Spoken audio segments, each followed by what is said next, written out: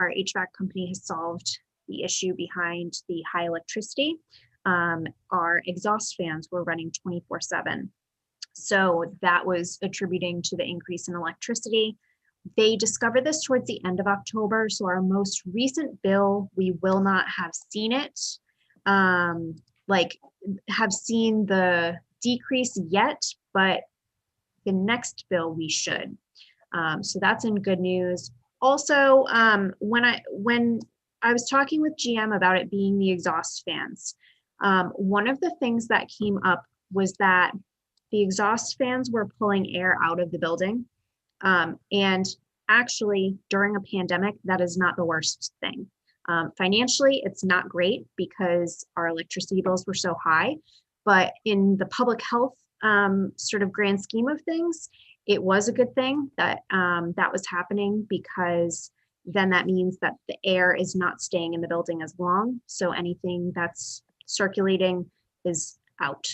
We have stopped that just because I felt like the financial burden of that was getting to be very intense. So I think that we're at a point now where we do not have as many people in the building coming through, and that is something that is okay, that we are not having those exhaust fans pull out.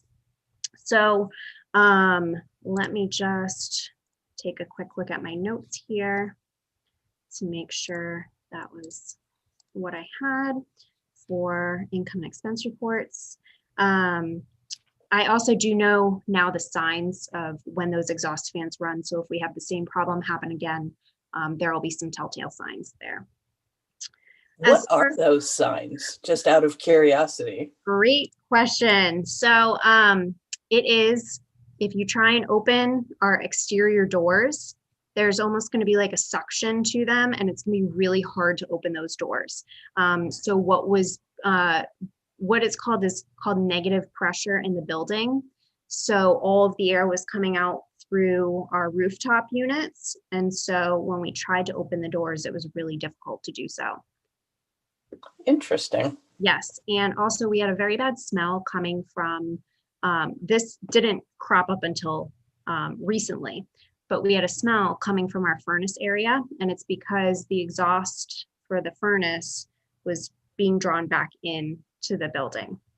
We did have the fire marshal come by. There was no carbon monoxide, so it was just a bad smell. It wasn't any sort of harmful toxins in the air. So that is another sign that happened when our heat was on. Learning something new every day. Every day. Okay, so as far as Bank Newport goes, you'll see there are two negative balances in the expense sheets under periodicals, which is $413.50.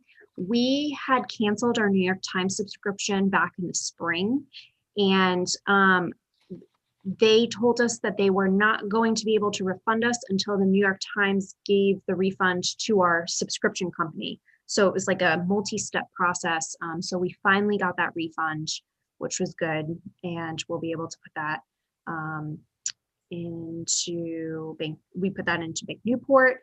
And then supplies, there was a $5 negative balance. That was due to the refund finally coming through because Intuit had overcharged us for checks.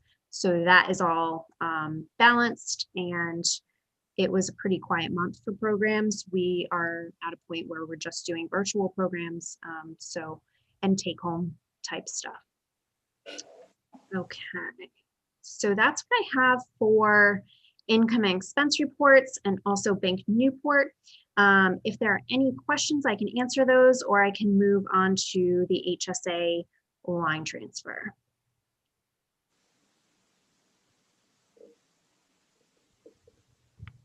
Okay, I'll move on to the HSA line transfer. So in working on the fiscal year 21 budget, it was brought to my attention by our office administrator that the HSA contributions that we pay were left out of our benefits line, specifically health benefits. I apologize for this. I think just because it was such an odd year, it was something that in my mind I had thought was already in there, and it was not. So this is $9,000 in total. It's $3,000 for the one employee on a family health plan, and then 1,500 each for the 4 employees on an individual health plan. So 9,000 altogether. We did have some unallocated funds that we had talked about spending on building maintenance, collections, whatever we needed to this year. And so we do have those funds to put into this line from those unallocated funds, so that we can be all balanced there. And that is the backstory for the HSA contributions.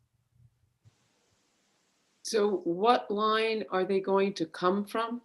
We had unallocated funds. Do we have an account line called unallocated funds? No, it Or was we just said, oh, you mean like there were overages in certain account lines? there was just a general overage that we were waiting to decide on where that was going to go, whether it be building maintenance or collection, something like this. Like if we had an employee who needed to up their coverage from individual to family, something like that. Strange year to have that. I think actually you had also said we could also use the money in case something comes up that we didn't expect. Yep. Yes, that was another thing. Yeah, so that was good.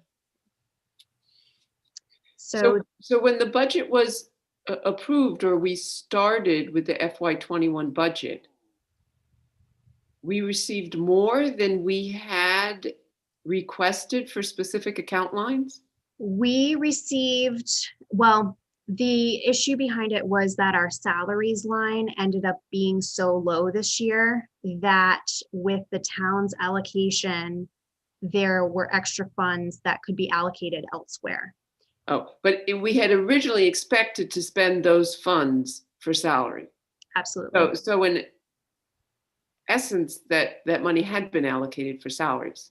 Yes, but the line had read a more accurate depiction of what the salaries would be for this year. Okay. Yes. Yeah, so the two people, was that the one, one there was a position not filled and one Yep. was personal leave or something? Position not filled, personal leave.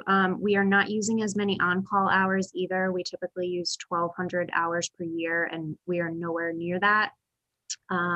We also do not have pages right now.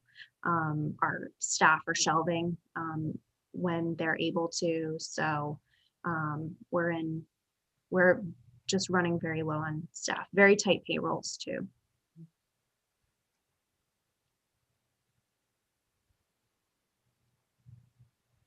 This seems like a reasonable suggestion. How does everyone else feel? Do we have to have a motion for that? I think we do, and my questions were really directed because typically you make a motion to transfer $9,000 from the Right. salary line to the benefits line. And that's why I was asking where we were going to pull it from. And essentially, it sounds like that's what the motion should be, to transfer $9,000 from salary to benefits. Would you agree, Catherine? I would disagree just because we had already set the salaries line at what they would be for our staff this year. So we just had unallocated funds. Oh, this was because the FY21 was just finalized. Is that what? Oh, okay. Because this was such an atypical year that our FY21 was not set by July 1st. Really, it wasn't set until last month. Yes. Oh, and that's why we had a much more accurate, much lower salaries. Whereas had we set it in July, we would have had that amount in salaries. Correct. Oh, so, okay, now that makes a lot more sense. It's because the FY21 budget was really just finalized a month ago. Mm-hmm. Oh. So we have, we had about 22,000 in unallocated funds. And so this would bring that to right around 13,000. So that is still available in case of any unanticipated expenses. All right, so I will make the motion to transfer $9,000 from the unallocated funds identified last month. I think that explains it a little better, identified last month to cover the HSA contributions. I mean, otherwise it sounds like we got extra money at the beginning of the year that we didn't know what we were going to do with, and that's not the case. These unallocated funds, that were identified last month due to a lower than anticipated salary cost. Mhm. There a second? I'll second. All in favor? Yes. Very good. Motion passes. Committee report. Budget Committee. Sanford, why don't you take number 1 and I'll take number 2. And thank you to our new treasurer, who is muted, by the way. There you go. All right, there we go. Sorry about that. We went through the budget earlier this evening with Catherine. Everything looked reasonable. I had a couple of questions, but she identified a couple of nice to have, I guess, maintenance projects that she may want to do, but and I agree with her. We probably don't want to proceed until we get further into the fiscal year to see if there are any other, I mentioned if we had any other unanticipated maintenance expenses, since we have a recent history of having unanticipated maintenance issues. The budget seemed reasonable.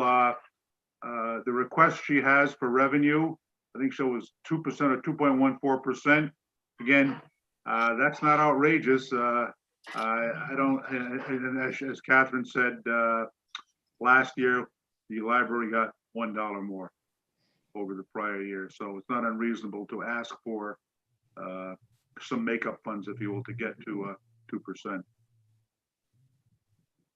I don't really have any other issues with the budget. I went through it prior to the meeting, and as she went through it again, all the numbers added up and made sense. I didn't have an issue with it at all. The only issue,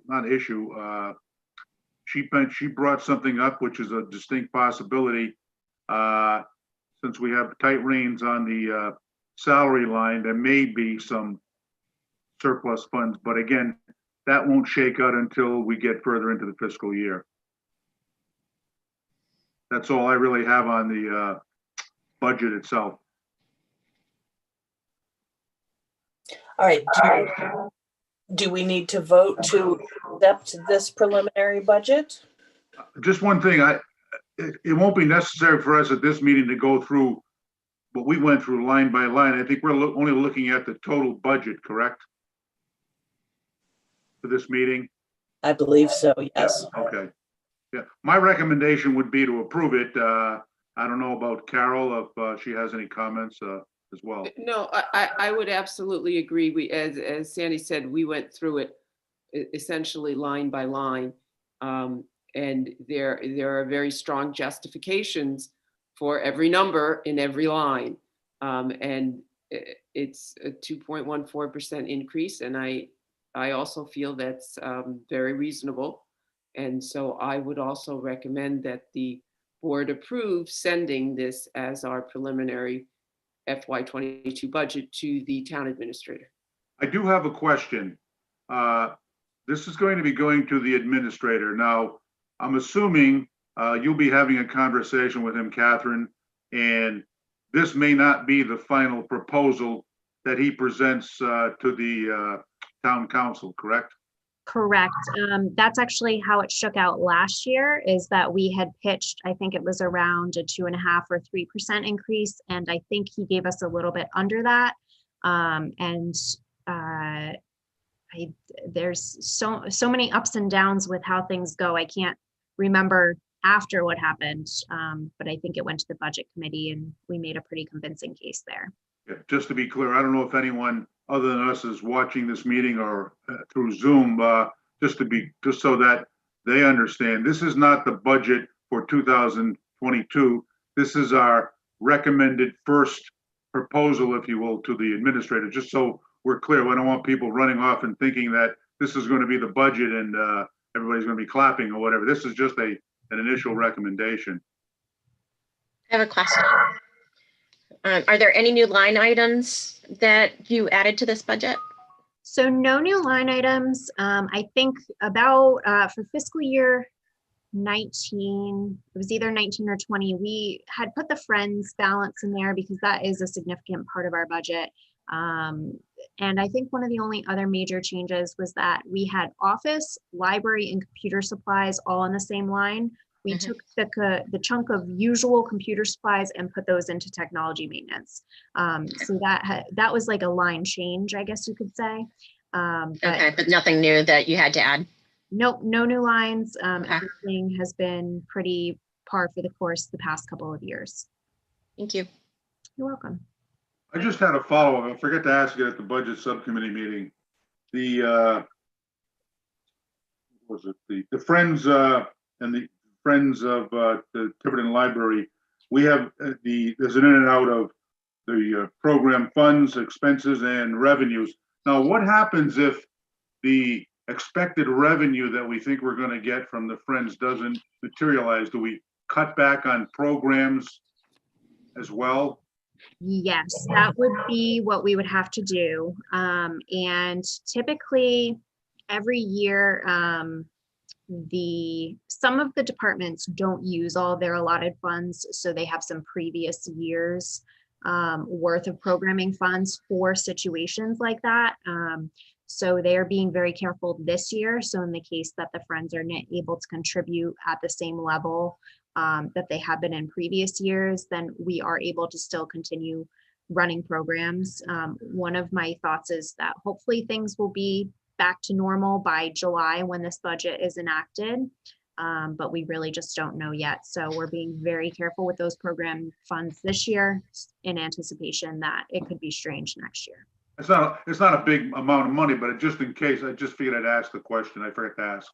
Yes, and any of those funds are restricted, so they can only be used for programs, as you know. So in that case, if we were running short on program funds, we would do everything in our power to try and find another source of donation, something like that. But the Friends are very careful with their funds as well. So they're aware of that. Thank you. You're welcome. Appreciate it. Chris, did you have a question? Yeah, I did. When you were talking about the line changes that Kim had brought up, so you didn't get, there were no new ones, but somewhere I thought I had read some explanation in the stuff that you gave us. Is that you changed it? That you changed, did I make that up in my head? I thought I read it. Yeah, so the only change that I had seen was office, library, computer supplies. It is now just office and library, and then computer supplies went to technology maintenance. And let me just browse through my summary to make sure I am giving everything to you in full. The only reason I brought that up, and that's why I said I think that in the back of my head I thought I had read it, because I know this happened in the town council, and it caused so much, 10 times more talk than it needed to, because it wasn't said clearly. People just used to looking at through the lines, and it was just exactly what happened. There were no new lines, but there were a couple of lines that the category was changed, and that was all. So that's why I'm pretty sure I thought I saw it somewhere in here, but that's okay. I will say, I'm sorry, keep going. No, that was it. I just wanted to caution people that because I remember it coming up again and again and again. Why is this there? Why is that there? And it was again, it was good that we just kept saying it. It's not a new item. It is a change in the category listing. Yes. Well, and now that you brought that up, one thing that I did realize is we had broken out COVID supplies in fiscal year 20. So like through the spring and the summer. But what we did for this year is put that under building maintenance. It has always been sort of part of building maintenance, but we just seeded it under there. So it's not a totally separate line. So that is something to note as well. Okay.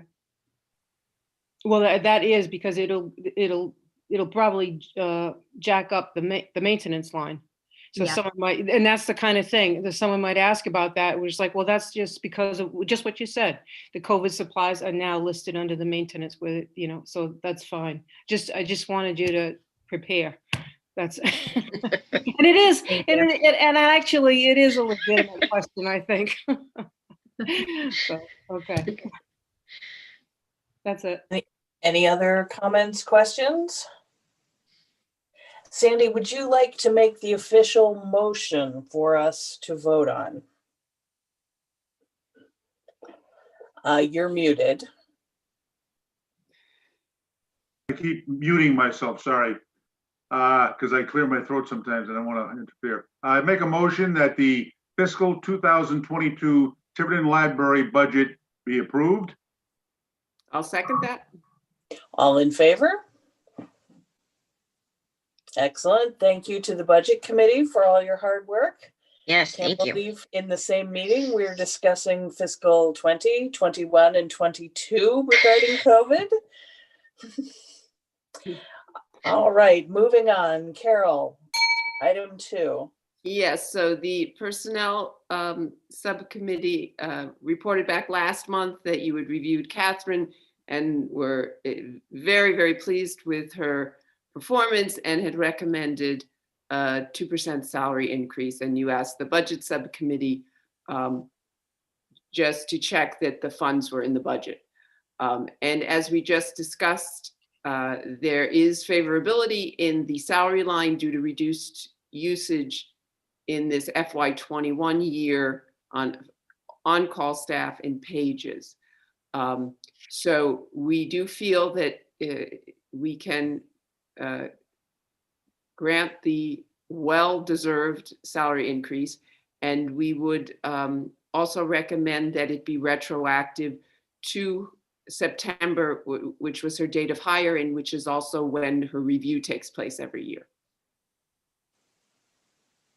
Would you like to put that in the form of a motion? I'll make a motion then that we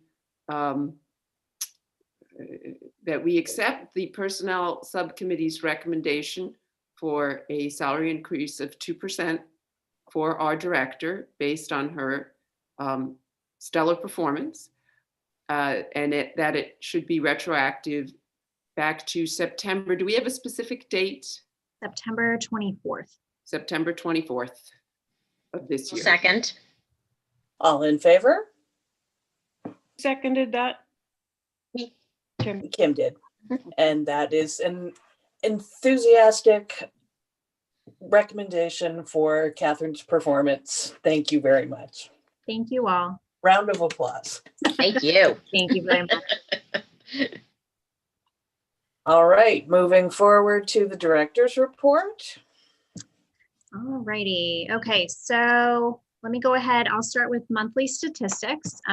So the past couple of months have been pretty similar as far as statistics go.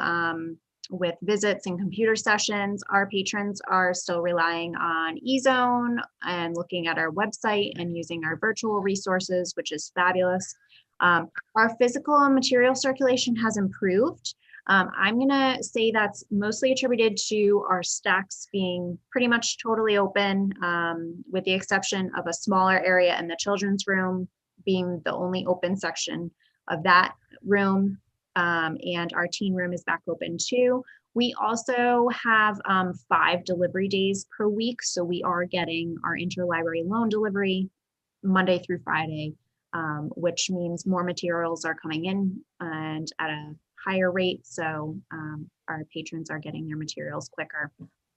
But things are still being held for the 3 days, yes? They are, yes. So for our Monday delivery, we quarantine until Wednesday, which is a little bit shorter than the 72 hours, just because they've been in the warehouse all weekend. But the rest of the week, Tuesday through Friday, everything is quarantined for 72 hours for 3 days. So we are checking in there. Book drops are the same way. It is 72 hours, and we've gotten into a pretty good system, which is good. I was just going to ask you what the logistics are of all this and how crazy is it to try to manage it? Some days I feel like I'm like Amazon, like with all the logistics. But we actually, what I did is I just mapped out, oh, there are my lights. So I mapped out pretty much like when the delivery comes in, it's quarantined for this amount of time. And so the check-in day is technically, you know, a different day. We actually only empty our book drops once per day, and that helps us keep everything together. So that's been working pretty well. And I think that we're moving. I finally think we're at a pace where I don't have to like create something new, like a new system. So I'm enjoying that for, you know, whatever 1 week that lasts, but it's yeah, it's complicated to say the least. So so everything is going well as far as our circulation, our online usage. So I'm happy with the statistics that we have. We're also having over 2,000 patrons visit us every month. So if you think about the cleaning supplies that are needed per patron, and all of the things that we need to ensure the safety, it's definitely adding up there. Let me just, yeah. Well, I'd just like to say I was in the library a few days ago, and the feeling is so totally different with the stacks being open now. It just felt so much more welcoming. Yes, and we took the tables down that were sort of roping different sections off. So I think that has improved traffic flow in the library. Also, just because we noticed that we were starting to get a little bit of a line at our info desk sometimes. So I wanted to make that area a little more open. We moved some displays. So next time you're in, it may look a little different, but it's more open. More X's on the floor, those are required. So we're making do with what we have, and it's working out pretty well. And are you still requiring calling ahead to use a computer? Nope, we are not. We took the reservation requirement away as of, I think it was October 1st, which is when OLIS began requiring us to follow state minimum standards again. And one of the minimum standards is that we cannot require like appointments for things like that. So computers are open, and we actually were able to add some computers too, so that if somebody has a personal device like a laptop or a tablet or a cell phone that they want to sit and do work here in the library, we seat them at one of our computer terminal areas, because then it's one spot that we can see them in, and they know about our time limit here. Are we still limiting the number of people to be in the library at one time? Yes, the recommendation is that it should be 100 square feet per patron. So for us, that works out to, I think, like 78 patrons in the building, which is unbelievable to me. As you know, there's gathering limits everywhere. So I have it set to different areas of the library. So like for our teen and children's room, we're allowing one family at a time, or if it's two smaller families, then, and they can appropriately distance, then that's okay too. Like if it's just one parent and another parent coming in to grab kids' books, that's okay. We have 8 computers, so 8 in the computer area, 5 in the stacks, because I feel like that's, if there's more than 5 people back there, they could start running into each other if they all want to be in the fiction section at the same time. So, but we actually have not hit any of our occupancy limits, which is a good thing. That means that people are coming in at different times during the day and in sort of a back-to-back manner rather than a flood. Okay, thank you. You're welcome. So that sort of leads us into our COVID operations update. So the governor revised phase 3 guidelines. I think it was about 2 weeks ago now. So it was limiting the unstructured gatherings. So like barbecues, birthday parties, family get-togethers. I think one of her big examples was folks getting together to watch football on Sundays. So the library is considered a structured environment. So that does not fall, we're not required to follow the 10 people or less guideline, but OLIS has recommended that indoor in-person library programs be suspended until further notice. I am following that recommendation. Only our book clubs had been meeting indoors in person. And because our book clubs skew towards an older crowd, that was definitely one of the factors in my decision there. So the book clubs are going back to meeting on Zoom, which is an okay compromise there. And I hope once spring comes through, I'm hoping for a mild winter and spring to come early, we can start having more outdoor programs again. Good luck with that. Knock on wood. I'm okay with that. That's good. Should we have a motion? I'm willing it already. And our outdoor programs are okay. We do require masks to be worn for our story walks, so those are fine. So story walk is still happening through November. We've lucked out that we've had some nice days on Mondays so far. I am still allowing municipal court to meet in the room because their operations are pretty essential to getting things taken care of with people who have to come here for that. They are following reopening Rhode Island guidelines, and I work with municipal court on the weeks that they're here to make sure occupancy, mask wearing, things like that are all set. So that is a safe meeting to have.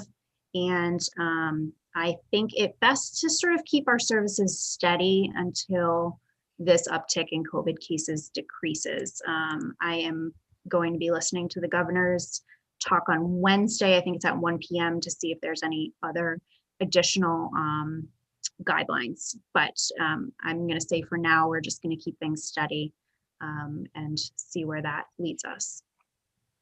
You may have also heard East Providence Library was closed this week or last week, and so was Warwick Library. They did have staff test positive, so they decided to close to sanitize and have all of their staff get tested. That is not required by the state. That was the individual library's decision. So should that happen here, I'm already sort of planning for how we would do that, and I would of course email you all in that event. And possibly need an emergency meeting. But I think that as long as we're still under these COVID guidelines, one of the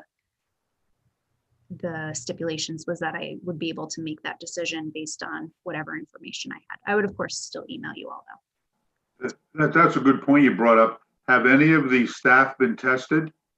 Here at our library? Yes.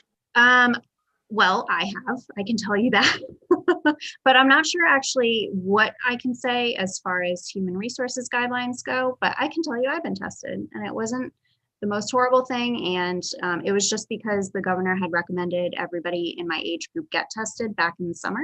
So it is, if any staff have any questions about it, they know they can come ask me, so.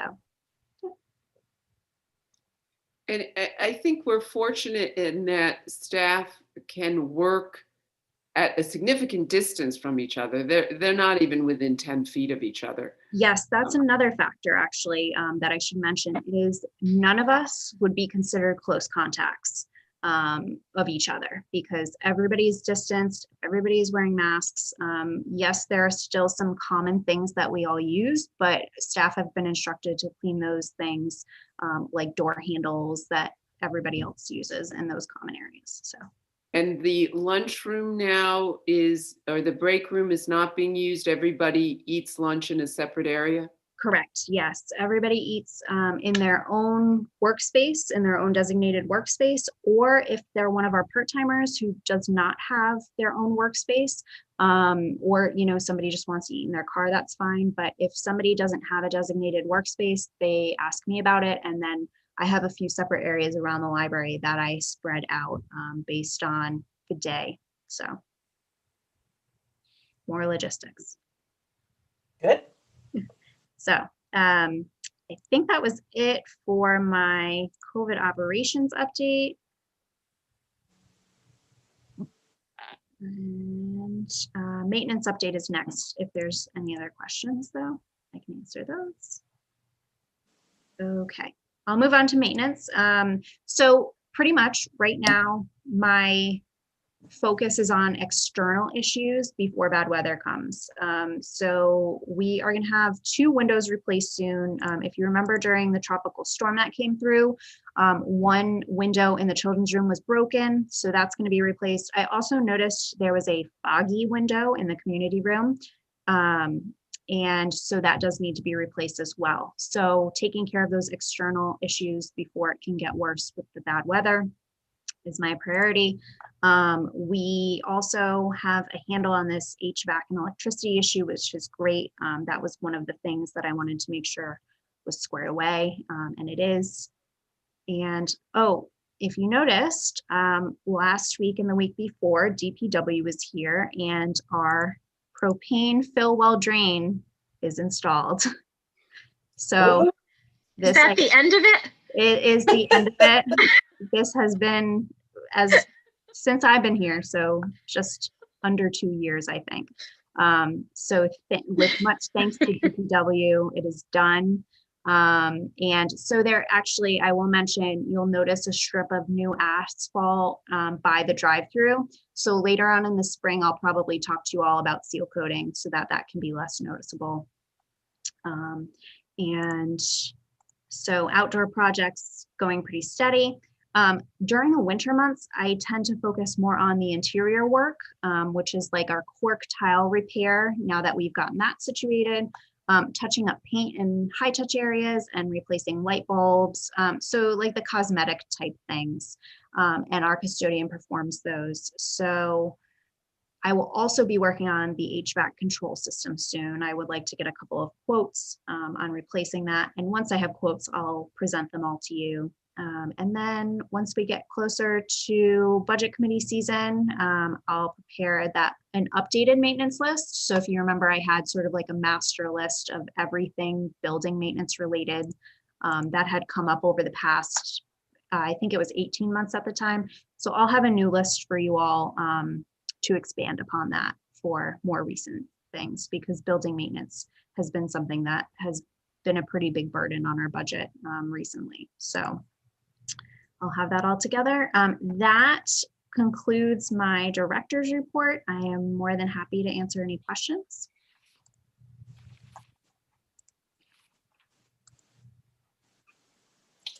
If there's no questions, let's move on to new business. Discussion and possible vote on Champlin grant application. Okay, so Eileen Browning, as you know, is the fabulous grants coordinator for the Tiverton Library Foundation, and the Champlin Foundation funds larger capital projects. So Eileen and I had been talking about certain things that could potentially be funded by Champlin. And after some vandalism that had happened over the summer and a few other things that have come up, I decided that one major improvement to this library that could be funded by Champlin would be a security camera upgrade to our system.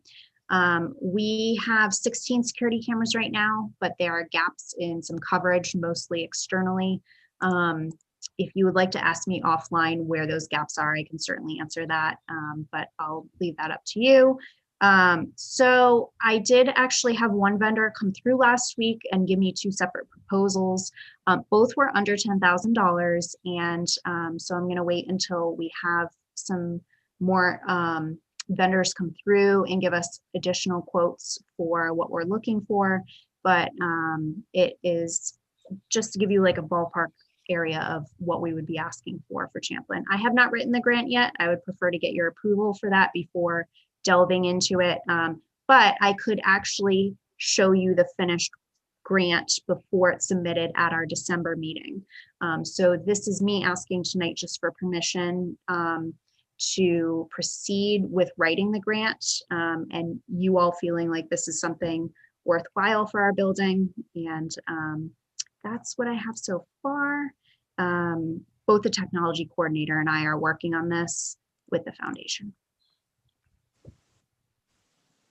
Is it typical, Catherine, when you apply for a Champlin grant that you include bids?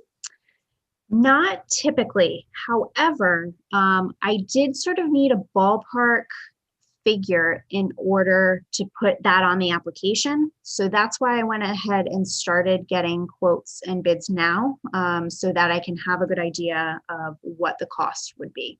Right, but then I guess because it's over $5,000, well, but it would be grant funded. Do we still have to use the bid process where there's a minimum of 3 bids? Not necessarily, just because if it is a service being provided that only like a limited number of businesses provide, that's a factor.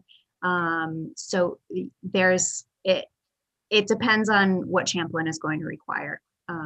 So I will work with Eileen on that. Okay. And I do know Champlin is sometimes a little difficult to gauge what is considered permanent and not permanent, but there was another Rhode Island Public Library that received a Champlin grant for security camera upgrade. So I know it is something that they have covered in the past.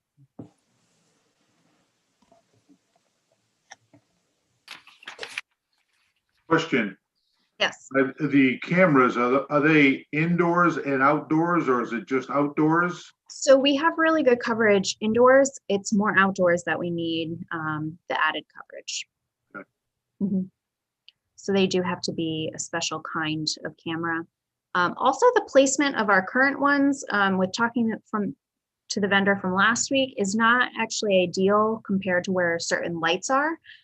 This is, again, something I never knew, but they are willing to also include rearranging some of those as well included in this. So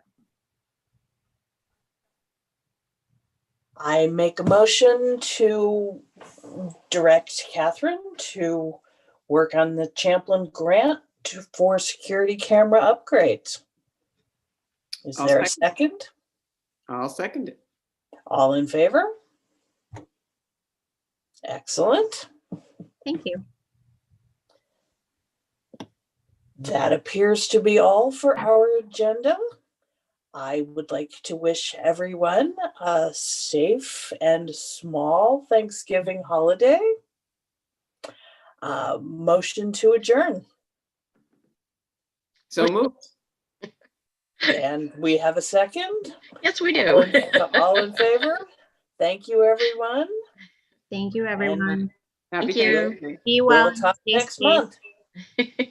All right, bye. Bye-bye. Bye. Have a nice Thanksgiving.